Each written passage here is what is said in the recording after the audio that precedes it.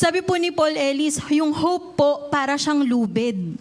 Hope is like a rope, and faith grabs hold onto it. So without hope, anong hahawakan ng faith natin? Wala ka ng pag-asa, di ba?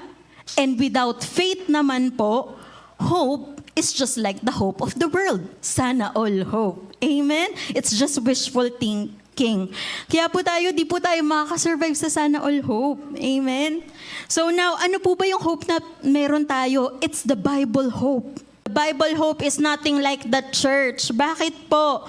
Elpis po is the confident, joyful expectation.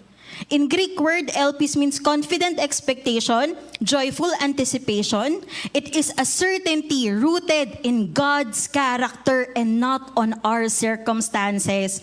Amen po ba? Hindi siya cross fingers, sana. Hindi po siya ganon. It's anchored faith. Amen?